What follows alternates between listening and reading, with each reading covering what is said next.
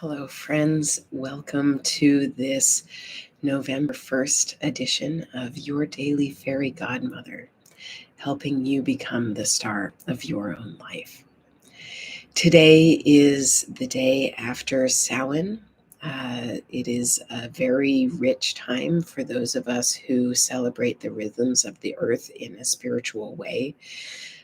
We say that this is a time when the veil between the worlds is thin, and it is a rich time for working deep magic.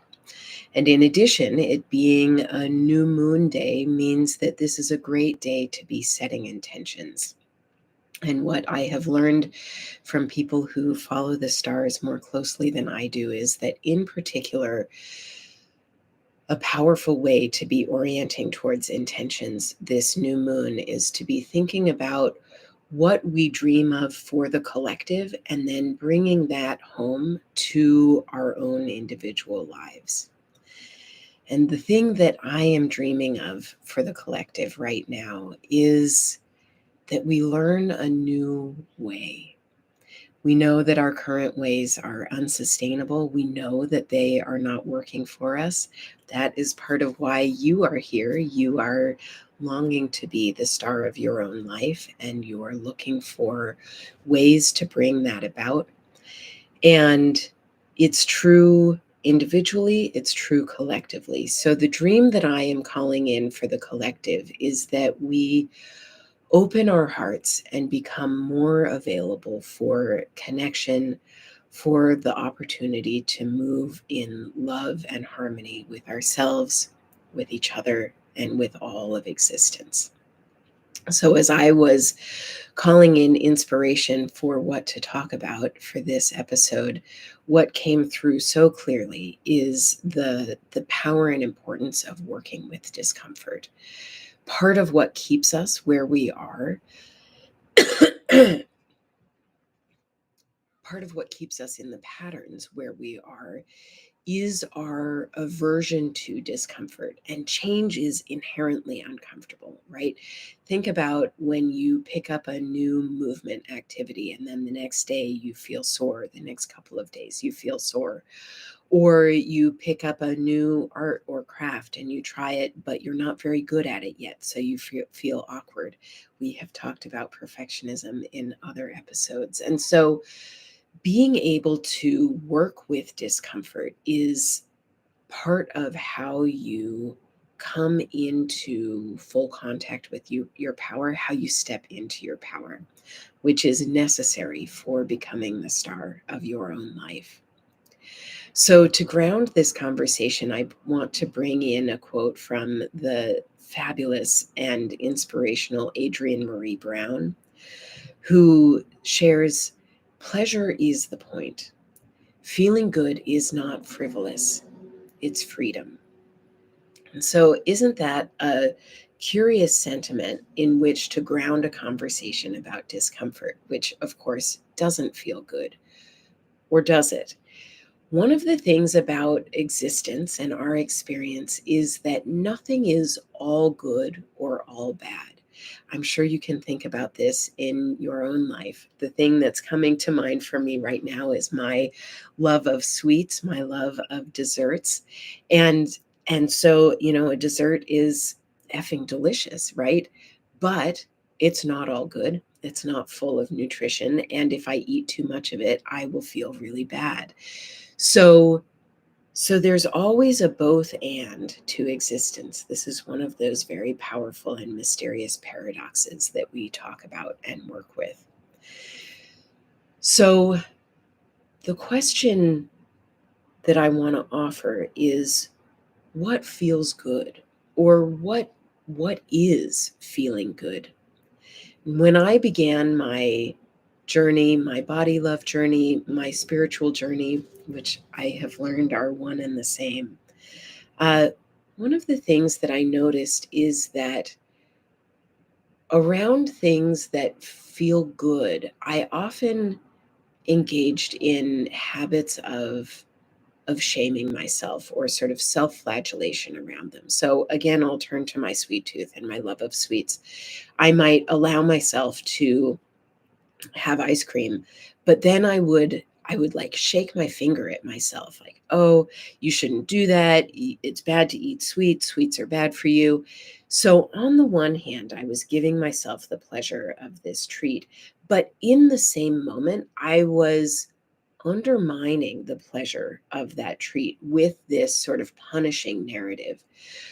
So, so what I've learned is that for me for me eating sugar is a in part a coping mechanism, right? It's a treat I give myself, but that longing for sweetness comes from the fact that we have made this life so hard for each other, this existence so challenging and in so many ways unrewarding. So I'm looking for a reward from sweetness that is in part a coping mechanism. And then I was taking away some of the reward and value of that by calling myself names or shaming myself for engaging in bad behavior, right? And if you think about so many of the coping mechanisms that people engage in are things that our society shames, right? Whether it's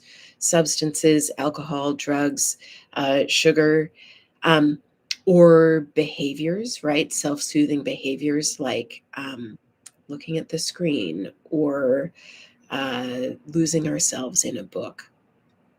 So, so the step one and a practice that I want to invite and challenge you into is pick one of your vices slash coping mechanisms, same difference, and invite yourself into engaging with it with no shame. Notice the shame or the shaming or self-flagellation habits that you have developed.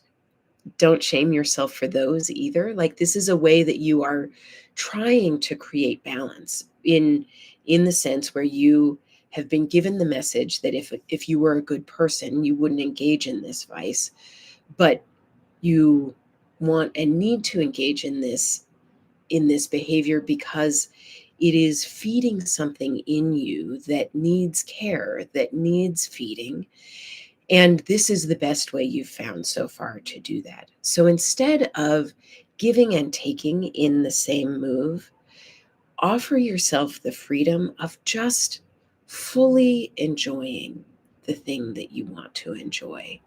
Have that cocktail and don't shake your finger at yourself. Or if you must shake your finger at yourself, do it lightly or with a sense of humor. And notice that you have that tendency to give and take at the same time. And the offer here or the invitation here is really to let yourself fully receive the goodness of what you're giving yourself so that you you get all of the goodness of it. You are looking for something out of it, and so let it be as big and full as you can. And for me, this has been a real gift. I've done it around a variety of substances. I am going to continue to turn to sugar because it is such a core one for me, and I continue to be on the journey of relating to sugar and sweetness in my life. And the other thing that I will offer here is when you are engaging in one of these pleasure practices, enjoying a vice or a coping mechanism, um, let yourself fully experience it. So when I'm eating a dessert, I don't engage in screens. I don't read books. I don't engage in anything that will distract me from the experience. I want to fully receive the pleasure of the sweetness that I am imbibing, and so I give it my full attention, and therefore I can be fully present to receive it. So I want to invite you into something similar for yourself. Allow yourself to really fully receive the goodness that you're giving yourself. And as you do that, you will naturally, without having to like put a lot of work or attention into it. So this is not a trying hard practice. It's a just being there for it practice, but you will naturally notice the other parts of the experience as well. So for me, as I am fully present to receive the goodness of sweetness, I am also fully present to receive my body saying, okay, that's enough. And so now I am much less likely to overindulge in sweets and to make myself sick with them. So step one is to just allow yourself to freely enjoy. And step two almost effortlessly follows. It is to ultimately expand your experience and expand the moment to include the fullness of the experience so that you don't overindulge and then feel bad and have another reason to self-flagellate later. And as you do this, that expansion of the moment sort of comes naturally, and this is where the magic of Adrienne Murray Brown's message really comes in. Pleasure is the point. Feeling good isn't frivolous, it's freedom. But as long as you're engaging in your pleasure practices in this habitual way where you give and take at the same time, you you keep the moment shrunk down and you keep your experience shrunk down so that you're still only relating to it as a coping mechanism rather than as a deep pleasure and freedom practice. And this is where you get the real power of giving yourself the gift of what you need, fully receiving it, but also moving in the direction of being in relationship to that thing. So I would love to hear from you. What pleasure practice are you going to engage in? And once you've explored it a bit, I'd love for you to come back and tell me how it is. How's it going for you? What are you noticing changing? Are you getting more pleasure out of the experience? And are you finding that it's changing? Actually, let me rephrase that. How are you finding that it's changing your relationship to that thing? Ultimately, the freedom to fully experience, fully enjoy, fully celebrate the pleasures of our lives is part of how we step into our power and begin to discover that discomfort also brings pleasure. Working with discomfort brings pleasure. So, so as you give yourself the pleasure of engaging with your coping mechanism, you will also start to notice the discomfort that comes with your pleasure practice. And that then will open you up to exploring your relationship to discomfort and getting curious about where the pleasure in discomfort is and how that can offer you expansion. And I expect to dive into that exploration in a future conversation. Blessings on your day, my friends. I am so glad to be here with you, sharing this process of becoming the star of your own life, stepping into your power, joy, and freedom a little more every day. Because the world needs us to be our most fully expressed, our most powerful, joyful selves. I love you, friends.